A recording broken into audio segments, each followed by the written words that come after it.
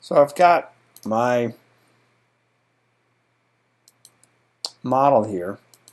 It's a little bigger than yours. I mean, I've extended it to include lumbar vertebra, and I've made them a separate color. I even have cervical if I want them. You do not have to make lumbar vertebra. You can just take your T12 and duplicate it 5 times and get yourself roughly the curve so that you know how to make the aorta. If we look at this, the key to this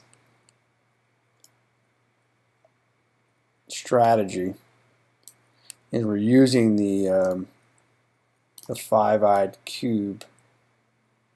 I'm sorry, we're using the virtual human project to give me some alignment. So I went through my anatomy, the Gray's anatomy, and found that the length of the human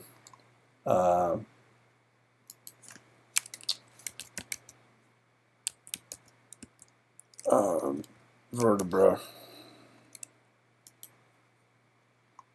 and down here it said vertebral column as a whole, and the first paragraph explains that the thoracic vertebra about 28 centimeters and the whole column is around 71 centimeters. So this grid you see is a little different than what we were using earlier. I grid and made a grid 20 units wide and one line every unit, and that gave me a subdivision of, and I left the subdivision as 1. If I made the subdivision 2, it would divide these things in half, and that just got a little too dense. So I had them show numbers on the axis. Now this is going to be a little different because I scaled it after I got it all proportionally, but what I did was I used those numbers to give me the 28 centimeters that I needed for the thoracic, and I used the same grays to get a read on the sternum, how big it is compared to the in terms of centimeters, and I also used the grays to talk about, you know, the sternal notch being around T2. So that gave me a relative scale and position of them. Then I looked at, I have a collection, they're up on my courses for you to download, and I found a visible human section 1380. We have a whole handout on how to get to this visible human. That gave me the carina, the bifurcation of the trachea into 2 primary bronchi. I know that's at T4, so I used that knowledge to get my image plane at T4, and then I had another image plane that was 100 millimeters below. So each one of these sections is 1 millimeter thick. So this one, 1480, is 100 below. So that's 10 centimeters. So again, with the scale on the grid, I could actually put the second one 10 units down.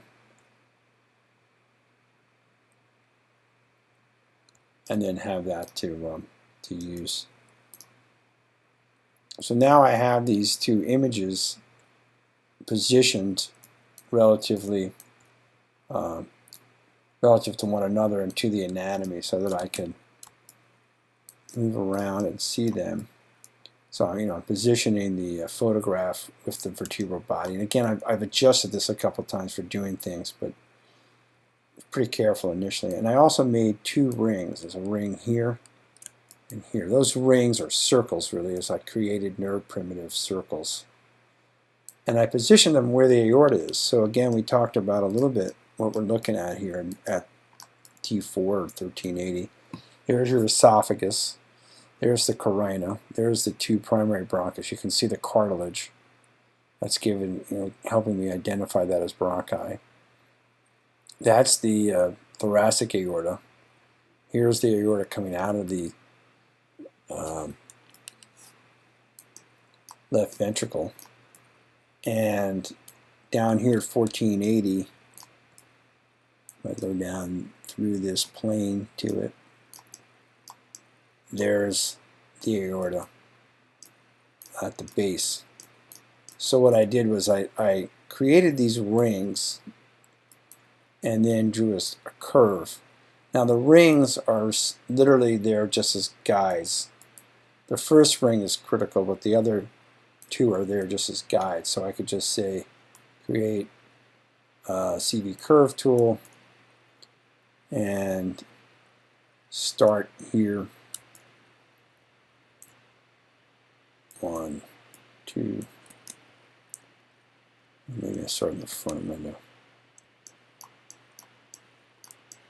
for my rings here. Let's see.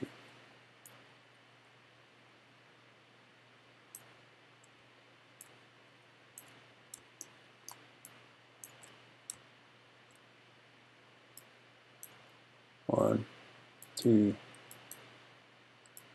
So what I'm doing is I'm just going through those rings and using the body. Oh, see what happens when you draw in a perspective window, huh? Let's delete that and let's go back and maybe say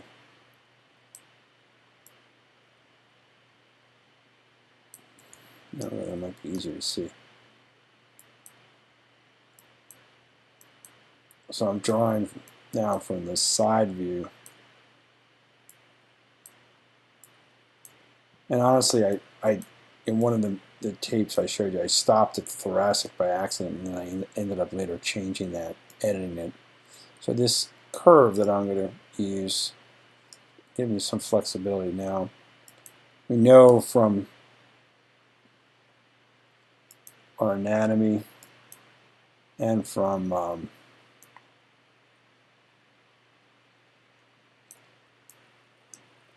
these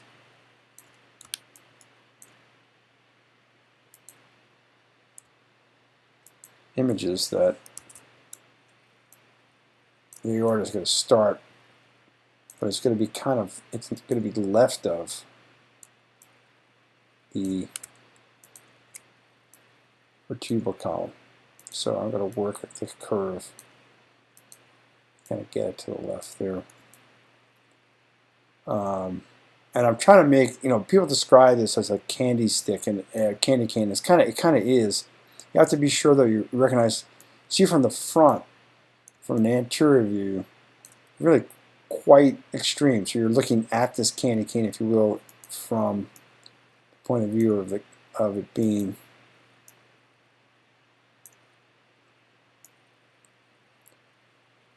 you're almost looking at it from the anterior view. From the side view, lateral view, you get to see more of the candy cane. So now I've got this set of CVs and describing this curve and helping me stay close to the vertebral column, but give me enough flexibility that I can move it around. And then I'm just going to do what we did earlier. Let me turn off these image planes again. When we first made the ribs, remember we made them with an extrusion? So I'm going to first get rid of any history and freeze the transformations to make sure I don't add any of that information. I'm going to do the same thing to the curves.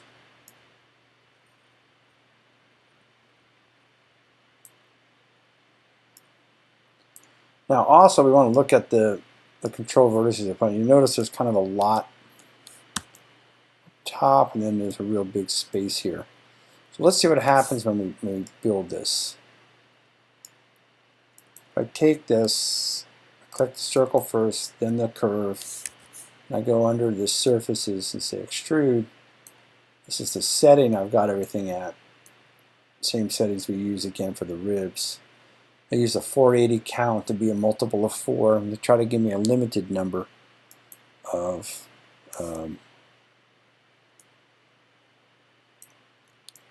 limited number of faces so that I can pull the faces. Oh, one point here. Why did I say scale 0.58? Well, I found in the anatomy reference that the opening of the aorta is like 2.3, and by the time it gets to the base, it's like 1.75. It was basically about 0.5, about 58% smaller at the base here than it was up top. Or I shouldn't say that. The base was 58% of the top opening. So that's why I use that to try to. So as the circle extrudes down the curve, it reduces so that by the time it gets to the very end, it has that 58% relationship. Now that might not be 100% true. It's a little mathematically true, but it may not be 100% anatomically true.